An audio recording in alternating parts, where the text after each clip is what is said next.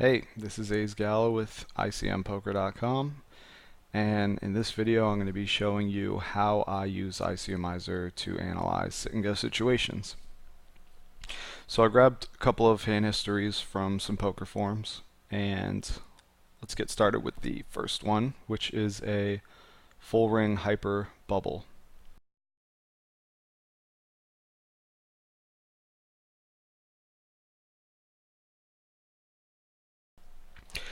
So we're going to go to the payout structure, change it to full ring. We're going to set the blinds, which are 40-80 with an 8-chip ante for this game, and the number of players to 4 since we're on the bubble. Stack sizes are 1873 for the cutoff, 1156 for the button. The small blind has 523, and the big blind has 948. In this spot, hero is the big blind, so we can select that using the radial button next to the position. And then we want to have the small blind shoving all in. So what I would do here is just hit calculate Nash and go with this range. If you're not familiar with what a Nash equilibrium is, this video will not be long enough to explain it, but to sum it up, if everybody was really good and was playing in their best interest, they would be using these ranges, assuming all they ever did was shove all in or fold, and call or fold. So here we have the small blind shoving with this range. I would definitely recommend, if you have any reads or reason to believe that your opponent is wider or tighter than this, to go ahead and adjust the range, but this is a pretty good starting point if your opponent is a good regular or even an unknown player. And we can get our result by clicking the calculate button, and we see the range here. Now you have this option at the bottom for minimum EV diff, and basically you can use this for, let's say this game was really soft, like you thought the button and the cutoff were really bad players, and you thought for whatever reason you were going to have very good opportunities in the future if you were to pass on small edges. So in that case, you could set this up and get to visualize what your range would become if you passed on a couple of the really marginal calls. And on the flip side, you could also say to yourself, well, I think this is a pretty tough game and I'm not going to have many good future situations, so you might want to take a couple of minus ICM decisions there and make calls a little bit wider. And you can get to visualize what that range would look like without having to pay too much attention to the actual amounts of the EVs. So, I mean, I think that's pretty much it. When you're short effective like this is, it's pretty realistic to think that a player is only going to be shoving or folding, so I think using the Nash is pretty good in those situations. When players are a little bit deep and they would also be limping or min-raising or doing something other than open shoving, you're going to want to take account for that, which you can actually do in ICMIZER by selecting a random range, and you could say, I don't think he shoves these hands, and maybe you think he doesn't shove as wide as this is saying. So definitely go ahead and do that. But we're going to move on to hand number 2 now, which is a 6 max hyper.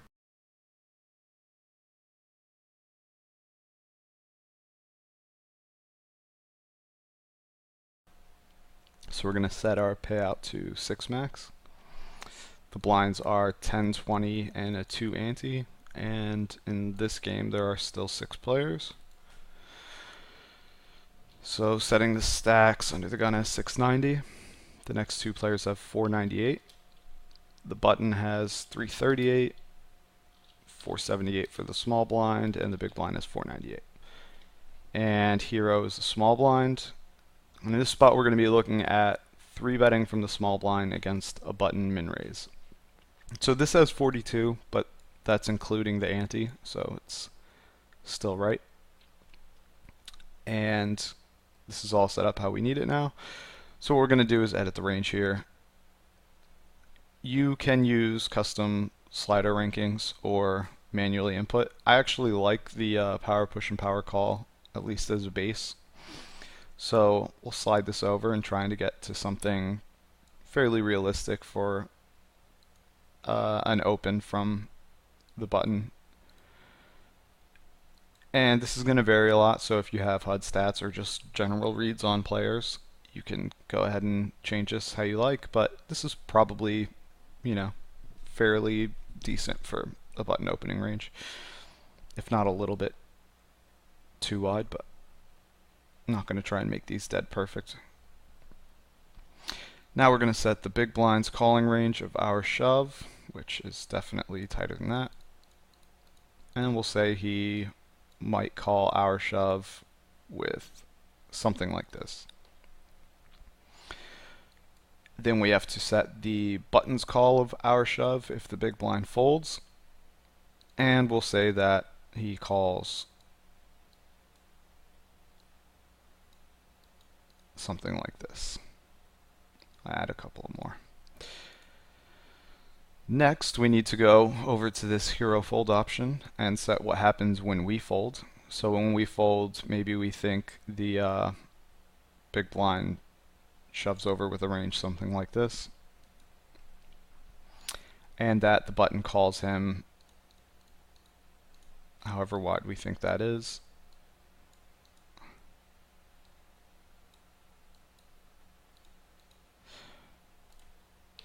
And finally, we need to set the overcall ranges. So this big blind call we don't need to change since that's what we set. This is for when hero pushes, big blind calls, and what we need to edit is the button's overcall. So let's say when we 3-bet shove and the button calls that, or the big blind calls that, the button will overcall with something like this. And we can hit calculate and get our range, which is looking something like this. Now, I don't think this is perfect. If I was studying this spot, I would definitely spend a little bit more time thinking about what the actual ranges would be. But this is probably fairly close, at least. And you can see the process of doing that. So, that looks okay. That's all the things we need to consider for this, and we can move on to the next hand, which is a 6 max reg speed.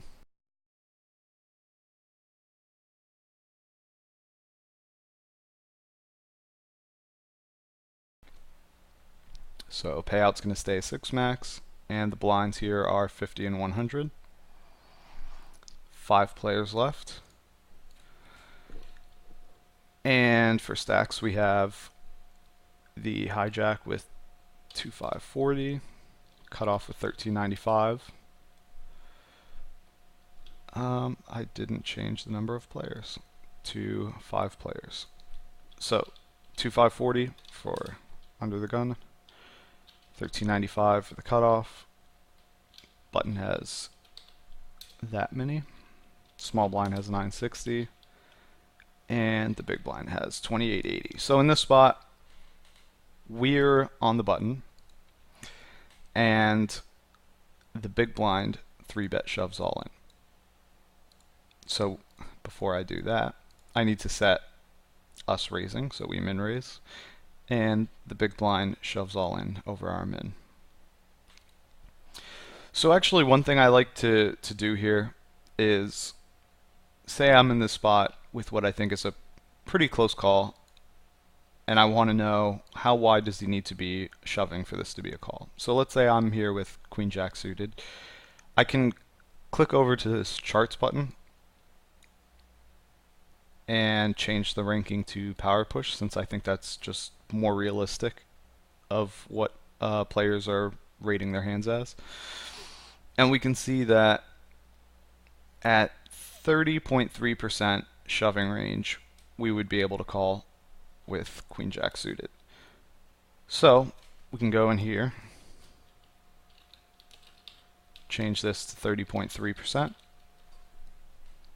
And with this range would be the minimum range where we would be able to call queen jack suited after we min raise and get 3-bet shoved by the big blind.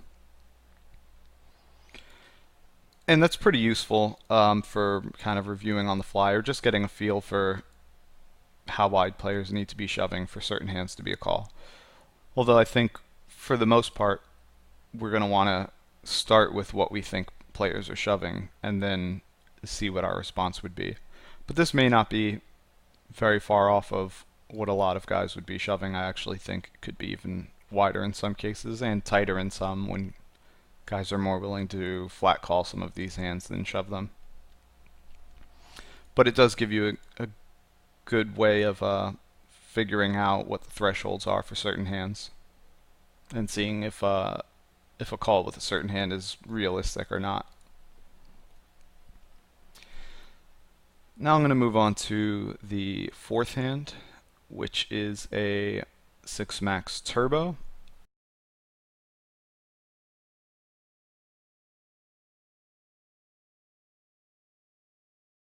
So again, payout is 6-max. The blinds here are 100, 200. And there are 3 players. The blinds are 800 for hero in the button and that many for the small blind and 1850 for the big blind. So we want to see what we should be shoving here. Well, like in the first hand, I do think that this is a stack size where it's reasonable to assume that we should be shoving or folding, although I am going to get a little bit more in depth in that spot in a moment. But for now, let's take a look at what the Nash equilibrium looks like. And we can see this range here. But when we get to these stack sizes, this short, and we get to the bubble, it becomes important to note that ICM has a pretty big flaw, that it doesn't pay attention to the blinds rotating and hitting us next. It doesn't account for future EV, basically. And to solve for that, ICMIZER has this nice little button which will calculate the next hand given every possible outcome of this hand. So it will calculate for when hero folds and the small blind folds, or hero shoves and gets called by 1 or 2 of the other players, or hero folds and the small blind shoves and gets called or doesn't. And then it will calculate a Nash for each one of those outcomes, and it will combine all of that to give you the answer for what is the best play now. So basically it does its job of figuring out what's going to happen next and how that changes our EV now. And this is called future game simulation. So let's take a look at how it affects our range. Right now we would be shoving 31.2%, and when we have this selected we can see that it jumps up to 37.6%. And the reason it does that is because in the next hand we're going to be putting a large fraction of our stack in blindly and getting dealt a random hand and probably facing a lot of action. So things aren't looking very good for us. The second stack on the table is a bit far removed from us and is not as likely as we would like to clash with the big stack and lose. So because of that, we're going to be widening our range, and we can visualize that now because of this future game simulation. One other thing I wanted to add about this hand is that there's actually a really good write-up on this on ICMPoker.com. When you're this short, actually almost anytime you're third, you might prefer to just raise most of your stack instead of shove. And to see why, I'm going to set this up. When you raise most of your stack and the small blind goes all in, and then the big blind goes in all over that. Let's give a somewhat realistic range for the small blind to be jamming over. So let's say small blind jams, something like this. Not perfect by any means, but. And when the big blind overcalls him, let's say the big blind decides to call with something like this. What would our EV be when deciding to call with, say, queen queen? Well, we can see that it would be good in this situation, but it wouldn't be that great. And a hand like 10-10, which you would obviously just be shoving if your only options were shoving or folding, would now become a very clear fold. And it would actually be really, really bad to call. So that's something to keep in mind. I know a lot of players are doing this strategy, and I've still seen others that don't. But there are a lot of spots where it's going to make a pretty big difference. So I think this is a very good tool to use to get an eye for when you should be using this. And now I'm going to move on to the last hand, which is a 6-max turbo, blind versus blind facing a 14.5 big blind shove.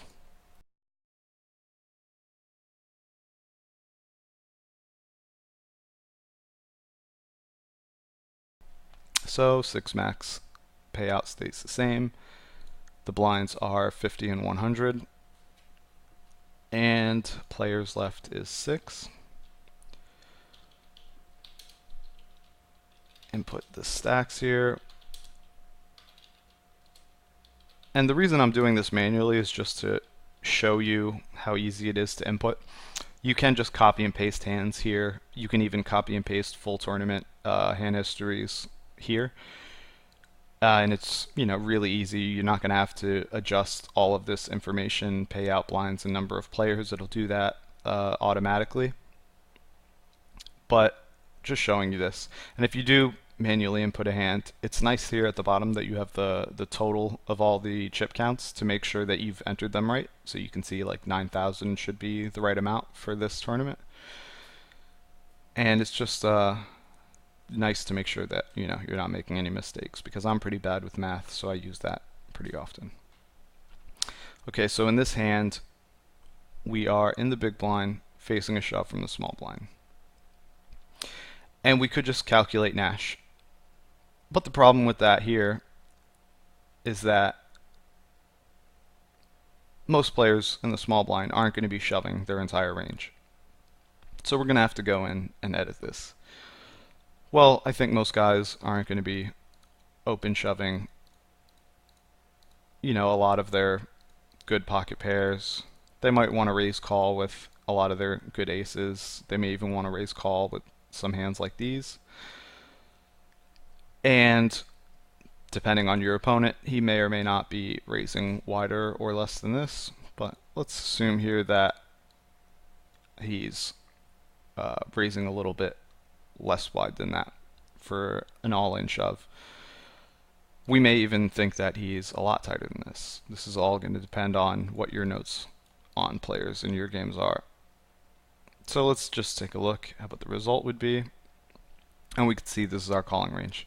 And then I think it's good practice to go with what you think they're doing, and then just get a feel for how our range change if you're a little bit wrong and they're maybe a little bit wider. And then maybe they induce a few more hands and opt to raise call instead of open jam. And just really, get an intuition for how our range responds to that. So I think that's going to do it. I will wrap this video up now. I hope you enjoyed it, and I hope you enjoy your studying with ICMIZER. I think it's a really powerful tool, and it can help you make a lot of money.